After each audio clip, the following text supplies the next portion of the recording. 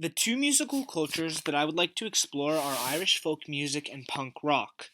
The two songs that are indicative of these two genres are Blow the Candles Out and I Wanna Be Sedated, the Ramones, respectively. Understanding the background between the two musical styles is important to understanding their differences and their similarities. Irish folk music finds its roots in the natives of the land, the Celts. It has two basic types: instrumental and traditional song. The instrumental music is usually found accompanying dances and jigs. Music being intertwined with dance is something that we find with many different cultures, such as African cultures and certain musical styles developed in America, like swing music. The traditional songs themselves are usually unaccompanied solo singing. However, more recently, they have been giving musical accompaniment, which is the type of music that this investigation will cover. And even in these divisions, there are more specific types. The music from different areas of Ireland has different forms too, and was originally passed down from generation to generation as an oral tradition. Someone from a certain area will find it difficult to understand or accompany a musician from another area due to the accent and how diverse the music itself is. Conversely, punk rock's form of music is more popular today and really sprang into existence in the mid to late 1970s.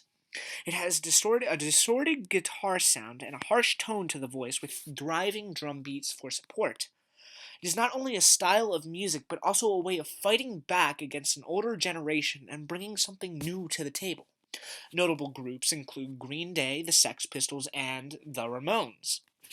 Though they both have different sounds, since they are distinct musical cultures, but they both have similarities, which are chiefly instrumentation and specifics like meter and tempo slash drive. The duration is similar as well, and form and structure of the pieces too. It should be noted that the nature of folk songs means that they are very old and passed down orally before being written. As such, they have multiple different forms, lyrics, and with slightly different rhythms, to say nothing of the different keys they can be sung in. The Ramones song is more contemporary in nature and really has one form, which is shown on the recording used and in the score. Instrumentation may be the first similarity that can be easily identified. For Irish folk music, just as a session would not be complete without a rhythm instrument, equally important is percussion, most often played on the bodhrán, but also common on drums, cajon, and bones. Guitar, fiddle, banjo, harp, and pipes are also used to make the music used in this style. The bodhrán and the uilleann pipes, similar to bagpipes, are instruments that are specifically Irish. Because of the cultural diffusion, other instruments like the fiddle or banjo or acoustic guitar found their way into the folk music through the centuries. In comparison, a classic punk rock outfit borrow a leaf from bare musical arrangements and the structure of the garage rock of the 60s.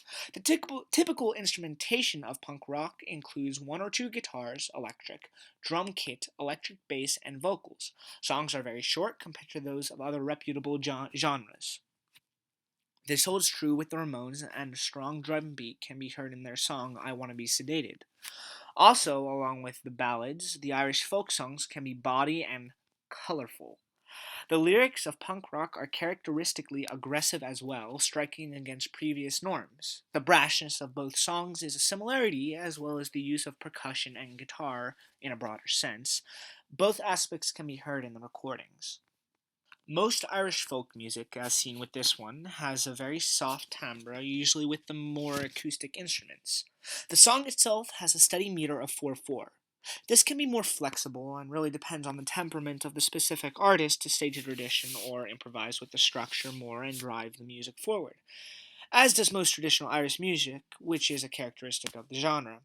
It is not something where the speed of it can change. Usually stays fast or slow and doesn't vary tempo. Continually, the rhythm isn't very complex either, since this ballad is a rather simple one. Other pieces can have more complex meters and rhythms, as is the case between particular artists and regions within the umbrella of a culture. One song has a meter of 9/8 called The Rocky Road to Dublin. Blow the Candles Out has a rhythm of 3/4 notes followed by an eighth note, then a quarter and a half. Then it is followed by a series of 3 ascending quarter, then a 3 descending quarters, ending on a dotted half note that ends the melody. This pattern of notes is repeated for a majority of the song. At measure 10, it has the pattern of a dotted quarter with an eighth quarter pickup to this sequence, followed by more quarter notes and a half note. The image above that is seen here has the first pattern described above, as well as the proof of the 4/4 meter. The next image contains the measure that diverts from the D minor A minor pattern of chord progression. Once it gets to this part, starting with the lyrics knocked upon, as seen here, the song has a more uplifting sound as it works within the framework of the chord progression. The progression of chords is very repetitive and it works in the pattern of A-B, which is shifting from D minor to A minor.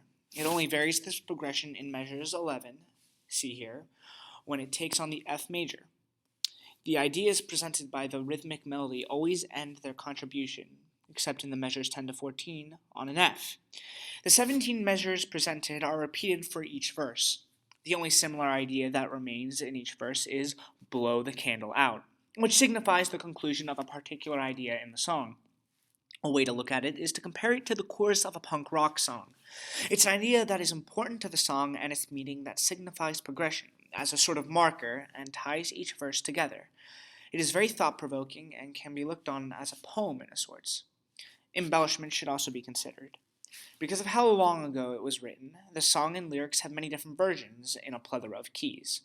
The earliest printed copy of this tune is found in Thomas Darby's Wit and Mirth, or Pills to Purge Melancholy, volume in 720, as the London Apprentice. It was popular in England, Ireland, and Scotland. This version is from Suffolk, England. This indicates that, of course, there would be improvisation and embellishment and certain differences between the people who sing it from different areas. Most of this comes not on the words or rhythm of the melody, but on the pitches between the starting and ending note embellishment. The earliest example is at 15 seconds of the Ramones song on the word go, and similarly to the O'Reilly's version at 44 seconds in, where there was a sort of trill-like gliss that descends again. They aren't necessarily grace notes, but they add a certain flair to the song. Each song seems to trail off at the end of their lyrical lines. Embellishment on the voice is also a key part of punk rock as well. The song itself is monophonic, but when backing instruments are added, it takes on a polyphonic sound, with guitar strumming the basic chord patterns and mandolin adding a driving, almost percussive sound as it's constantly plucked. It is almost impossible to get a version of the song that has the same lyrics or the same ornamentation or melody for that matter. A version that I found was closest to the melody I found with a lead sheet. It adds a violin, which provides additions and emphasis on the chords established by the guitar and plucking mandolin, starting at about 123. In this version, there is a lot of embellishment, and occasionally it goes out of time, holding certain notes that are right before the end of a phrase longer than what is written. The pattern of notes can be traced as an AABA pattern. This is due to the fact that the first two lyrical lines follow the same basic pattern, then switch to F chord, and those measures described above, before returning to the basic melody. This excludes the ornamentation upon the notes, which I feel adds to the performance.